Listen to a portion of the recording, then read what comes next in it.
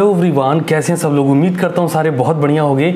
Business law में Indian contract act में आज हमारा लेक्चर नंबर 5, जहां हम डिस्कस करने वाले दो सबसे ज़्यादा इंपॉर्टेंट टॉपिक नंबर 1 होगा आपका free consent and topic number 2 होगा आपका वो एलिमेंट जो फ्री कंसेंट को वायलेट करते हैं। अब सबसे ज़्यादा इंपॉर्टेंट बात यह है, जब सेक्शन बहुत सारे लोग कह रहे होते हैं सेक्शन याद करना ज़रूरी है।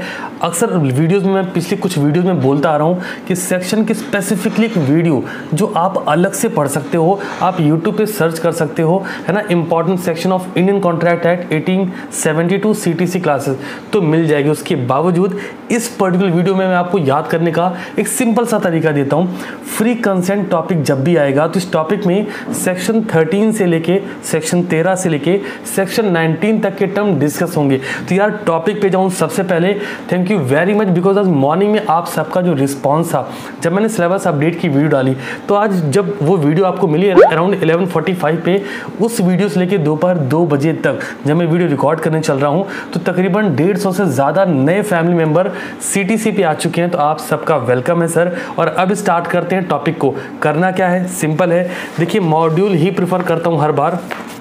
ICI का मॉड्यूल पेन कर लीजिए, ये रखिए, साथ में नोटबुक पेन रखिए और चलिए स्टार्ट करते हैं। हर एक टॉपिक को साथ में लिखते ज़रूर चलिएगा। तो देखिए सबसे पहले पॉइंट से मूव करेंगे। कंसेंट क्या है सर? कंसेंट का मतलब होता है कंसेंसस एड आइटम। ये लॉ का वर्ड है, जरूर लिखिएगा, दिख रहा होगा आपको। कंसेंसस एड आइटम, इसका सिंपल सा मतलब है 2 or more person are said to have consented when they are agreed upon same thing in the same sense. मतलब something in the same sense, एक ही बात पे, एक ही मत पे अगर 2 या 2 से ज़्यादा लोग एग्री करते हैं तो हम ये कह सकते हैं कि वो दोनों ही पार्टीज कंसेंट में है। पहला वर्ड क्लियर। अब सवाल है अगला, सर फ्री कंसेंट क्या है? तो देखिए जो आपका कंसेंट है वो सेक्शन 13 में आता है और जो फ्री कंसेंट है वो सेक्शन 14 में आता है। तो रट्टाफिकेशन नहीं करना, दिमाग में रखो। Consent section 13, free consent section 14, और जो फ्री कंसेंट को वायलेट करेंगे वो 15, 16, 17, 18। अभी आगे मूव करेंगे कैसे करना है। तो चलो अब एग्जाम्पल सेट करते हैं। A offer B that he want sell his Maruti 800 to him for ₹50,000। A अपनी इच्छा जाहिर कर रहा, भाई मैं तेरे को अपनी मारुति ऑल्टो 800 जो भी है 50,000 में बेचना चाहता हूँ। B reply that I can pay only 40,000 for your car. B ने बोला भाई तू 50,000 देना चाहता है बट मैं 40,000 देना चाहता हूँ। फिर since there is no consent between the parties in contract will can be form. तो यहाँ पे पार्टीज के बीच कोई भी कॉन्ट्रैक्ट नहीं बन सकता है, बिकॉज यहाँ पे जो कंसेंट है वो नहीं आ रहा। अच्छा चलो अब एक सवाल आपसे, क्योंकि इससे पहले मैंने आपको प्रपोजल ऑफर एक्सेप्टेंस वाला टॉपिक पढ़ा दिया ना, तो मेरा सवाल आप लोग से ये, आप लाइव चैट में आंसर कर सकते हो इसका, कि जब ए ने ऑफर किया बी को कि मैं आपको अपनी मारुति कार 50,000 में बेचना चाहता हूँ और बी ने बोला नहीं भाई मैं तेरी मारुति कार 40,000 में ले सकता हूँ, बता तू 40,000 में बेचेगा कि नहीं बेचेगा। तो ये कौन सा offer, which type of offer, फटाफट से कमेंट कर दीजिए, फिर मैं आपको आंसर बताता हूँ ये कौन सा ऑफर है। ओके, आई होप अभी तक आपने कमेंट कर लिया होगा। तो फिर से रिपीट करता हूँ, ए ने ऑफर दिया है 50,000 रुपये में अपनी गाड़ी को बेचने का और बी बोलता है 50,000 में नहीं 40,000 में लूँगा। तो जहाँ पे अमाउंट पे स्ट्राइक होता है या मेन जो ओरिजिनल ऑफर उससे कुछ सर्कमस्टेंसेस को चेंज किया जाता है, मेन कंटेंट को चेंज किया जाता है, तो वो ऑफर कौन सा ऑफर होता है सर? काउंटर कर दिया ना अमाउंट का, तो ऑफर कहलाएगा काउंटर ऑफर। और दूसरी बात, अगर पहली पार्टी ऑफर दे रही है, दूसरी पार्टी वो सेम ऑफर दे रही है, उसके ऑफर को निगलेक्ट करते हुए कोई चेंजेस नहीं है, तो ये कौन सा ऑफर था सर? क्रॉस ऑफर था। आई होप ये क्लियर है। चलो सेक्शन 14 की बात करते हैं, फ्री कंसेंट। फ्री कंसेंट क्या, उससे पहले वो स्टेटमेंट जो बार बार कहता आ रहा हूँ आपको, हमेशा एक लॉ को याद रखने के लिए, लॉ के वर्ड को याद रखने के लिए हमेशा कोई एक कोटेशन, कोई लाइन, कोई मीनिंग, एग्जांपल याद रखना है। तो फ्री कंसेंट के लिए क्या याद रखना है आपको? जो तुमको हो पसंद वही बात कहेंगे, तुम दिन को अगर रात कहो तो रात कहेंगे। सर ये है फ्री कंसेंट, मतलब अगर आप दिन को रात बोल दे रहे हो तो हम भी रात बोल दे रहे हैं। इसका मतलब क्या हुआ? Agreed upon something in the same sense. जैसा आप सोच रहे हो वैसा ही हम सोच रहे हैं, उसमें हमारा प्रॉफिट है लॉस है वो मैटर नहीं करता। तो सेक्शन 14 क्या कहता है, आइए चेक करते हैं। A consent is said to be free when it is not caused by. अब देखो कंसेंट फ्री तब माना जाने वाला है जब वो coercion, under influence, misrepresentation, mistake, fraud, इन सब के बियॉन्ड हो।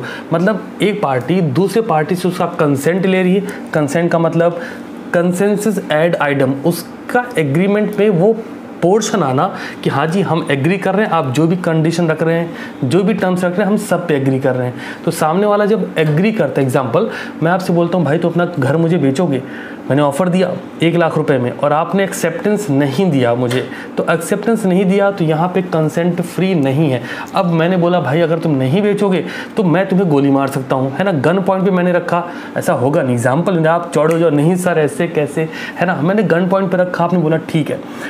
दूसरा एग्जाम्पल, ये एग्जाम्पल बहुत ही अंडरस्टैंडिंग होगा आप लोग के लिए। तो पहला एग्जाम्पल जहाँ पे मारपीट की बात होगी वो कोर्सियन होगा। क्या होगा सर? कोर्सियन। दूसरा अंडर इन्फ्लुएंस, जहाँ पर एक पार्टी दूसरी पार्टी की विल पावर को डोमिनेट कर सकती है। एग्जाम्पल देखिए, एक टीचर है, वो अपने बच्चों से कहता है, पहले वो कुछ चीज़ें फ्री करता है, फिर आपसे बोलता है कि यार अगर आप मुझसे पढ़ना चाहते हो तो मैं आपको इस प्लेटफॉर्म पे या उस प्लेटफॉर्म पे या फलाना ढिमकाना पता नहीं कौन से प्लेटफॉर्म पे आपसे 1 लाख रुपए, 20,000 रुपये, 50,000 रुपये कुछ भी लेके मैं आपको ये सारा कोर्स पढ़ाने वाला हूँ। देखो मैं अपनी बात नहीं कर रहा, मैं पूरा फ्री कोर्स इसी यूट्यूब चैनल पर अपलोड करूँगा, ये कन्फर्म है और पहले भी कर चुका हूँ, है ना, अब अपनी बात नहीं कर रहा हूँ। तो अगर वो ऐसा कहता है तो वहाँ पे पहले उसने आपको फ्री दिया, फिर वो आपसे बोलता है, तो यहाँ पे वो आपकी विल पावर को डोमिनेट करने की कोशिश कर रहा है। एक क्लाइंट है, एक एडवोकेट हो, अपने क्लाइंट से बोलता है कि देखो सब कुछ तो ठीक है बट अगर आप इतने पैसे दोगे तभी मैं एक केस लड़ूंगा, तो वहाँ पे वो आपकी विल पावर को डोमिनेट कर रहा है। एक डॉक्टर अपने पेशेंट से बोलता है कि देखो सब कुछ तो ठीक है बट ये जो तेरा मैंने पेट काट दिया है ना, अब ये सिलूंगा तभी जब तू मुझको इतने का चेक काट के दे दे या फिर अपनी प्रॉपर्टी मेरे नाम कर दे। यहाँ पे वो आपकी विल पावर को डोमिनेट करके आपसे कंसेंट ले रहा है। तो कोई भी ऐसा कंसेंट जहाँ पर एक पार्टी दूसरी पार्टी की विल पावर को डोमिनेट करने की कंडीशन में है, और ये पॉसिबल तभी जब ब्लड रिलेशन हो या फिर एक ऐसा बॉन्डिंग, एक ऐसा रिलेशन हो जहां पे एक पार्टी दूसरी पार्टी की इच्छा को मार सकती है। विल पावर की बात कर रहा हूं। तो मैंने बोला अभी कोर्सियन जहाँ पे मारपीट की बात होगी, अंडर इन्फ्लुएंस जहाँ पे इमोशनल अत्याचार होगा। समझ रहे हो ना, ये वर्ड तो समझ ही रहे होगे। तो कोर्सियन यहाँ पे मारपीट के आपसे हम सिग्नेचर ले लेंगे, अंडर इन्फ्लुएंस जहाँ पे आपको इमोशनल करके मेरा बेटा सोना बाबू करके आपसे हम कंसेंट ले लेंगे। समझ रहे हो ना, तो कंसेंट हो गया आपका क्या क्या, 2 टर्म बोले, कोर्सियन पहला, अंडर इन्फ्लुएंस दूसरा, तीसरा सर हम करने वाले फ्रॉड। फ्रॉड क्या, हमें पता है कि ये चीज़ गलत है फिर भी हम आपको बताए पड़े हैं, इसका मतलब क्या है, हम आपसे फ्रॉड कर रहे हैं। एप्पल की वॉच हम आपको बेचना चाहते हैं और वो वॉच हम आपको 300 रुपये में देना चाहते हैं। समझ रहे हो, मतलब चाइना से भी सस्ता आइटम हम आपको पकड़ा रहे हैं एप्पल का स्टिकर लगा के, मतलब हम आपके साथ फ्रॉड कर रहे हैं। बहुत सिंपल है ये। तो फ्रॉड में भी आपकी पार्टी जो सेकंड पार्टी उसका जो कंसेंट है हम वो फ्रॉड करके ले रहे हैं। क्लियर। अब ऐसे मिस रिप्रेजेंटेशन, हम आपको कुछ गलत चीज़ें प्रेजेंट कर रहे हैं। इसमें एप्पल वाली वॉच का एग्जांपल इसमें भी कोट कर सकते हो। फिर बात आती है मिस्टेक की। अब जरा इन सारे पॉइंट को इन डेप्थ चलते हैं। सेक्शन 13 में क्या है, कंसेंट। सेक्शन 14 में क्या है, फ्री कंसेंट। अब सेक्शन 15, 16, 17, 18 में क्या आएगा, वो चीज़ें जो फ्री कंसेंट को वायलेट करती हैं या वॉइटेट करती हैं, मतलब जिनकी वजह से फ्री कंसेंट नहीं होता। तो सबसे पहले पॉइंट से मूव करेंगे। ओके, पहले फ्री कंसेंट पूरा पढ़ देता हूँ। सेक्शन 14 में बोलते हैं, a consent is said to be free when it is not caused by coercion, under influence, fraud, misrepresentation and mistake. अगर आप ये ऑर्डर याद रखते हैं तो सेक्शन नहीं रटना पड़ेगा। ऑर्डर क्या है, coercion, under influence, misrepresentation, fraud, mistake. ठीक है, चलो करते हैं फटाफट से। तो ऑर्डर जरूर याद रखेंगे आप। कैसे करेंगे सर, शॉर्टकट निकाल लीजिए, CUFMM कुछ भी कर लीजिए, ऐसा कुछ ऐसा शॉर्टकट बना लीजिए तो आपको 15, 16, 17, 18 सेक्शन रटना नहीं पड़ेगा। सबसे पहले सेक्शन से स्टार्ट करेंगे, सेक्शन नंबर 15 जो कि है कोर्सियन। सर कोर्सियन क्या है सर, जहाँ पे हमने बात करी कि मारपीट के या आपको कुछ ऐसा लाइक गन पॉइंट पे रख के या डंडे से पीट के आपसे कंसेंट, आपसे सहमति ली जा रही है। पढ़ देते हैं जरा।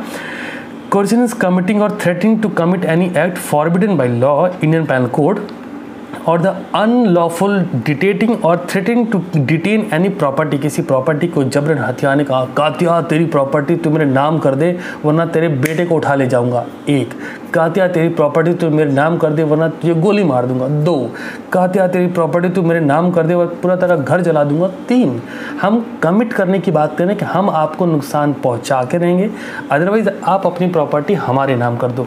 तो जहां ऐसी कंडीशन बनी वो सेक्शन 15 और वर्ड आएगा कोर्सियन। अब कुछ एग्जाम्पल कोट करते हैं।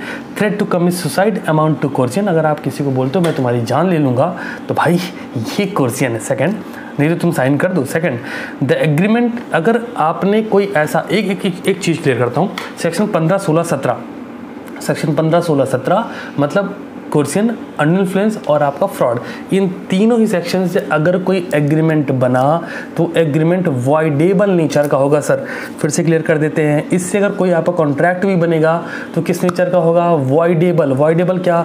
वैलिड, वॉइड, वॉइडेबल मैंने बोला था 201। वैलिड जहां दोनों पार्टी दूसरे पे केस कर सकती हैं, 2।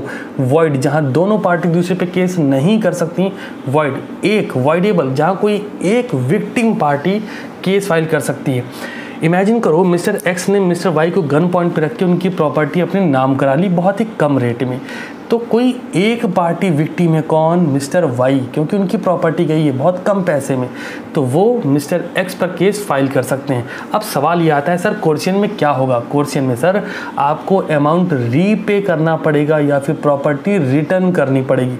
पढ़ देता हूँ। The agreement induced by coercion is voidable in nature. Agreement voidable हो जाएगा. A person to whom money has been paid or anything delivered under coercion may repay or return it. अगर आपने कोई भी पैसा कोर्सियन के थ्रू लिया है, मारपीट के लिया है, या कोई प्रॉपर्टी कोर्सियन के थ्रू ली है, कंसेंट आपने किया है बट कोर्सियन इन्वॉल्व है, तो कॉन्ट्रैक्ट वॉइडेबल हो जाएगा और वो प्रॉपर्टी रिटर्न करनी पड़ेगी, और अगर आपने अमाउंट लिया है तो अमाउंट आपको रीपे करना पड़ेगा। आई होप कोर्सियन क्लियर है। तो कोर्सियन की वजह से फ्री कंसेंट नहीं हो रहा। सर फ्री कंसेंट में दोनों ही पार्टी एक बात पे, एक टाइम पे, एक मत में होनी चाहिए, मतलब both parties are agreed upon same thing in the same sense, है ना? वही दिन को अगर रात का हो तो समझ रहे हो ना। चलो सेक्शन 15 था कोर्सियन का। अब बात करेंगे सेक्शन 16 की, जो कि है अनड्यू इन्फ्लुएंस का। अनड्यू इन्फ्लुएंस में ब्रैकेट में लिख लो इमोशनल अत्याचार, जहां पे आप सामने वाले के इमोशन से खेल सकते हो। अच्छा एक बात बताओ, राह चलते किसी के इमोशन से खेल सकते हो क्या? आंसर है नहीं। क्यों? बिकॉज वो आपसे रिलेट नहीं करता। बट अगर कोई पार्टी आपसे रिलेट करती है तो आप उसके इमोशन से अच्छे से खेल सकते हो, और अगर आपने उसकी इमोशन का यूज़ करके उससे सिग्नेचर लिए हैं तो ये भी फ्रॉड के ही तरीके का केस है। यहाँ पे वो फ्री कंसेंट में नहीं था, और अगर वो फ्री कंसेंट में नहीं है तो ये कॉन्ट्रैक्ट, ये एग्रीमेंट भी क्या होगा सर? वॉइडेबल इन नेचर होगा। समझ रहे हो? पढ़ देता हूँ। So a contract is said to be induced by undue influence when the relation subsisting between the parties, relation word use हुआ है, ध्यान रखेंगे, अंडरलाइन कर लीजिएगा। When the relation subsisting between the parties are such that, ऐसा रिलेशन होगा that one of the party, एक party is in a position to dominate the will of the other, एक पार्टी दूसरी पार्टी की विल पावर को, इच्छा को बदल सकती है, डोमिनेट कर सकती है, and uses that position to obtain an unfair advantage of the other, और वो उस पोजीशन का यूज़ करके अनफेयर एडवांटेज ले लेता है, कोई बेनिफिट, कोई फ़ायदा उठा लेता है। तो इस केस में सर आपने जो कॉन्ट्रैक्ट, जो एग्रीमेंट किया है वो वॉइडेबल होगा, वो बेकार होगा। बेकार इन द सेंस ऐसा नहीं आपके हिसाब से बेकार होगा, बट जो पार्टी विक्टिम है, जिसका नुकसान हुआ है, वो आप पे केस फाइल डेफिनेटली कर सकती है। और अब सवाल ये बनता है, क्या अनड्यू इन्फ्लुएंस की वजह से जो कंसेंट आपसे लिया गया है वो फ्री है क्या? फटाफट से बताइए कमेंट में। तो येस आई नो, आप सब सही कह रहे होंगे, वो फ्री कहीं से भी नहीं है। अब कुछ एग्जाम्पल चेक करते हैं कि कौन कौन सी रिलेशनशिप में, कौन कौन सी पार्टीज़ में अनड्यू इन्फ्लुएंस हो सकता है। सर इंपॉर्टेंट क्यों है जानना? बिकॉज आपके यहाँ अगर एक एप्लीकेशन बेस्ड, एक प्रैक्टिकल प्रॉब्लम बेस्ड क्वेश्चन आया, तो उस क्वेश्चन में अगर आपको रिलेशनशिप मिल गया, खट से माइंड काम करेगा, भाई ये तो अनड्यू इन्फ्लुएंस वाला है, और यहाँ पे एग्रीमेंट क्या होगा? वॉइडेबल इन नेचर का होगा। पढ़ते हैं जरा। Okay, a person is deemed to be in position to dominate the will of the other when he hold authority, real or apparent, over the other, or when he stand in a fiduciary relation to the other. Relationship बहुत ज़रूरी है। पहला father and सन का sir relationship होता है, बेटा बेटा बेटा, हार्ट अटैक जैसी फीलिंग आने लगी, और आप जो करना चाहते थे, अपना ड्रीम प्रोजेक्ट आप छोड़ के आप उस जॉब में चले गए, सड़ी सी जॉब नहीं करना चाहते थे। बहुत सारे बच्चे इंजीनियरिंग कर रहे हैं, इंजीनियरिंग करने वाले 40% से ज़्यादा बच्चे ऐसे हैं जो नहीं चाहते थे करना, बट वो कर रहे हैं। आप लोग वेल ऑफ हो कि आपके गार्जियन ने आपका सपोर्ट किया कि नहीं बेटा ठीक है, तुझे सीए करना है तो कर, मैं सपोर्ट करूंगा, और सीटीसी फैमिली आपके साथ है sir. So father and son. Second one, advocate and client या सॉलिटर इन क्लाइंट।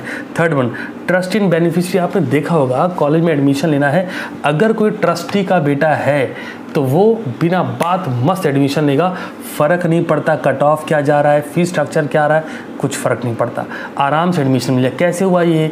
क्योंकि वो ट्रस्टी था, उसका बेटा है तो बेनिफिशियरी हुआ ना, आराम से ले लेगा।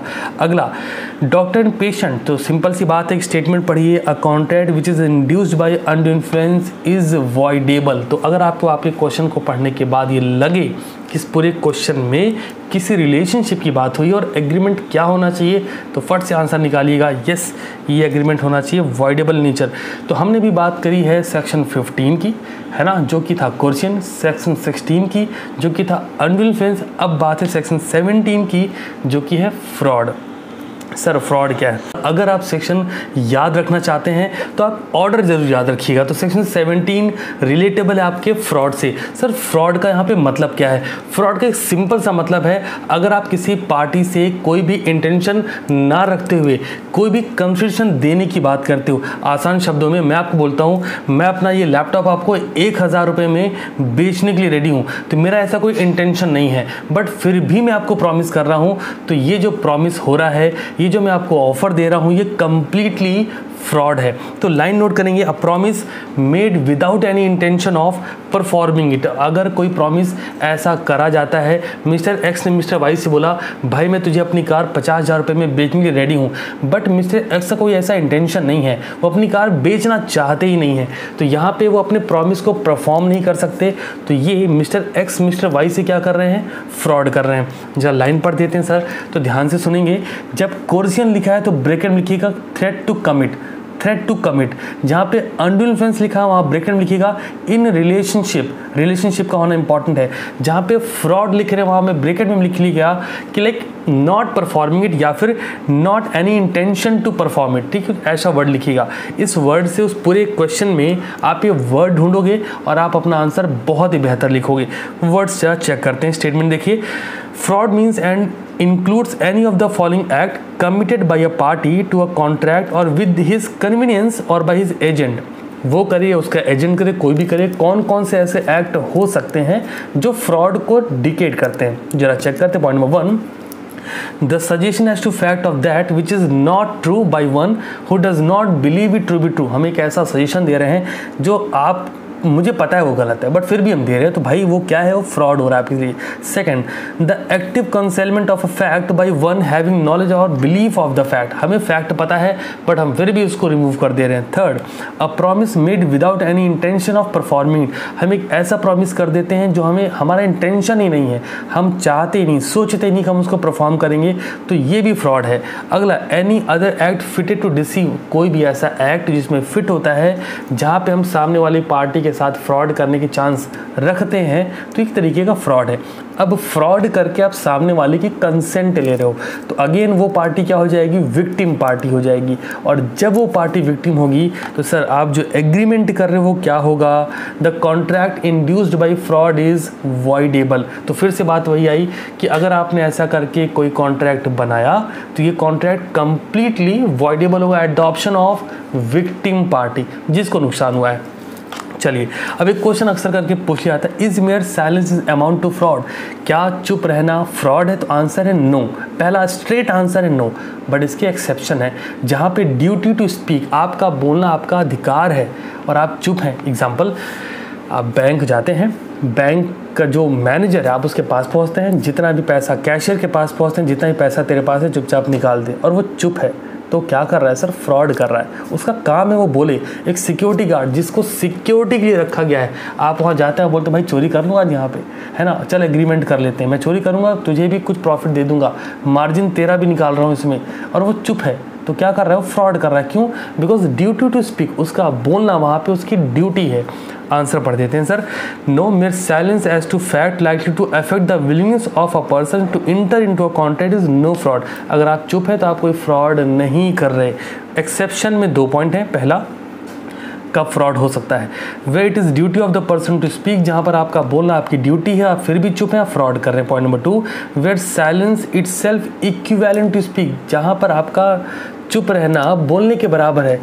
कबूल है? कबूल है? कबूल है और आप चुप है तो भाई साहब कबूल है। तो यहाँ पे क्या कर रहे हैं, निकाह नहीं हो रहा है, सुनना, यहाँ निकाह नहीं होनी। एक बार ऐसे ही एक टॉपिक पढ़ा था, एक बच्चा को मैंने, सर निकाह कबूल हो गया। नहीं भाई, निकाह नहीं हो रहा। मैं आपको समझाना चाह रहा हूँ वो वर्ड जिससे आप ये चीज़ याद रखोगे लॉन्ग टर्म तक।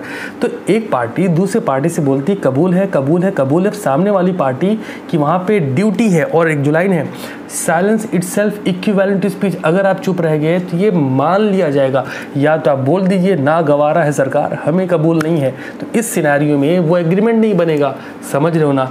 चलो डी नंबर पॉइंट पे आते हैं, miss representation. Sir miss representation का सिंपल सा वर्ड है कि आपको फैक्ट पता है या नहीं पता, मुद्दा ही नहीं है, चीज़ें गलत प्रेजेंट कर दे रहे हो। ठीक है, पढ़ता हूँ। Where a person assert something which is not true though he believe it to be true, his action amount to misrepresentation. Simple है बहुत कि हम गलत तरीके से चीज़ों को प्रेजेंट कर दे रहे हैं, इतना ही है। ये भी आपके लिए, अगर आप गलत तरीके से प्रेजेंट करके सामने वाले से कंसेंट ले रहे हो तो ये भी एक तरह का आप फ्रॉड ही कर रहे हो, बट दो अलग टर्म है, ये ज़रूर ध्यान रखना। अगला और आखिरी पॉइंट हमारे पास आता है मिस्टेक, ये लास्ट पॉइंट होगा। इस लास्ट पॉइंट पे जाने से पहले एक बार जरा मॉडल चेक कर लीजिए। सर फ्री कंसेंट में इतने टर्म दिए गए हैं, ठीक है, एलिमेंट्स, वाइटेटिंग, फ्री कंसेंट, ये सारे टर्म। एनालिसिस जो दिए गए ये ज़रूर पढ़ेगा, मैंने एनालिसिस आपको पॉइंट पे एग्जाम्पल के थ्रू समझाए हैं, बट आपका काम है, अभी आगे भी डिस्कस करूँगा क्या क्या पढ़ना है आपको। जरा मिस्टेक की बात कर ले। देखिए मिस्टेक दो तरह की हो सकती है, पहला मिस्टेक ऑफ फैक्ट, जो सच है उसकी भी गलती हो जाए, दूसरा मिस्टेक ऑफ लॉ, आप कानून की मिस्टेक कर दें। अच्छा एक बात बताओ, किसी को आपने खंजर भोंक दिया है ना, और कहते भाई साहब मेरे को कानून पता ही नहीं था, खुदा कसम मुझे नहीं मालूम था कि लॉ क्या है, किसी का खून करने से क्या हो सकता है, तो क्या सवाल ये है, क्या आपको केस नहीं झेलना पड़ेगा, आपके ऊपर केस नहीं होगा ना, आपको कानून पता हो ना पता हो फर्क ही नहीं पड़ता है। तो मिस्टेक ऑफ लॉ का आंसर आप समझ चुके हो। मिस्टेक ऑफ फैक्ट में दो सिनेरियो है, एक यूनिलेटरल लेवल पे, एक बायलेटरल लेवल पे। यूनिलेटरल में क्या रखना है, यूनिक बोले तो एक पार्टी, बायलेटरल में क्या रखना है, बोथ बोले तो दोनों ही पार्टी। समझाता हूँ अभी। यूनिलेटरल का लेवल चेक करिए, one party under mistake of fact, अगर किसी एक पार्टी से मिस्टेक हो रही तो कॉन्ट्रैक्ट विल बी वैलिड, तो कॉन्ट्रैक्ट वैलिड होगा। बट सेकंड सिनेरियो देखिए, both party under mistake of fact, दोनों ही पार्टी को फैक्ट नहीं पता, दोनों कंसेंट में आ गए। सर अगर दोनों को नहीं पता तो कोई किसी पर केस फाइल नहीं कर सकता, अगर कोई किसी पे केस फाइल नहीं कर सकता तो कॉन्ट्रैक्ट बिकम वॉइड, तो एग्रीमेंट यहाँ पे वॉइड हो जाएगा। अब मिस्टेक ऑफ लॉ चेक करेंगे, दो लेवल पे जाएगी। लॉ दो जगहों का हो सकता है, एक तो इंडिया जहाँ पर रह रहे हो मतलब डोमेस्टिक कंट्री, एक फॉरेन कंट्री। तो हम इंडिया में रह रहे हैं, इंडियन एक्ट पढ़ रहे हैं तो हम इंडिया की बात कर लेते हैं। मिस्टेक ऑफ इंडियन लॉ, अगर आप इंडियन लॉ की मिस्टेक कर जाते हैं तो भी कोई दिक्कत नहीं भाई साहब, केस आप पे होके रहेगा। जो मैंने स्टार्टिंग में बोल दिया, तो कॉन्ट्रैक्ट कैसा हुआ, वैलिड हुआ। बट अगर आप मिस्टेक ऑफ फॉरेन लॉ करते हैं तो ये मिस्टेक ऑफ फैक्ट जैसा ही माना जाएगा, यूनिलेटरल या बायलेटरल लेवल पर इसे चेक किया जाएगा।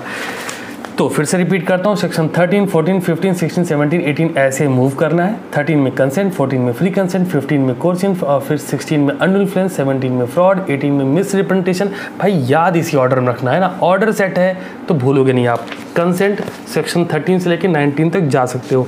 अब आप इसको आज पढ़ेंगे, कुछ केस लॉ प्रेफर किए गए वो भी पढ़ लेना, जो भी केस लॉ जहाँ आ रहे हैं उनको पढ़ना जरूर। जैसे हाजी अहमद वर्सेस अब्दुल गस्सी, ठीक है ना, ये आ रहा है कॉन्ट्रैक्ट ऑफ इंश्योरेंस वाले में, साइलेंस इज फ्रॉड वाले टर्म में आ रहा है, ज़रूर पढ़िएगा। मिस रिप्रेजेंटेशन सेक्शन 18 तक गया है ना, ज़रूर से ज़रूर आज के आज चेक कर लेंगे। सर इसके बाद क्या करेंगे, रात 9 बजे आपको टेलीग्राम पे मिलेगा एक PDF जिसमें इस पर्टिकुलर टॉपिक से रिलेटेड कुछ क्वेश्चंस होंगे, तो उनको लिख के सॉल्व करना है। जैसे आप ये वीडियो भी देख रहे हो, आई एम श्योर आप वीडियो लिख जरूर रहे हो, जो मैं चीज़ें बोल रहा हूँ और जो भी चीज़ आप देख रहे हो उसको नोट डाउन जरूर कर रहे हो, बिकॉज स्क्रीनशॉट ले रहे हो तो वो ना वो प्रोफेशनलिज्म कहीं कहीं चला जाएगा। और मैं चाहता हूँ कि आप सारी चीज़ें पढ़ें ज़रूर और साथ में लिखें ज़रूर। तो चलिए मिलता हूँ कल सुबह आपके नेक्स्ट क्लास में, और तब तक के लिए शानदार रहिए और पढ़ते रहिए।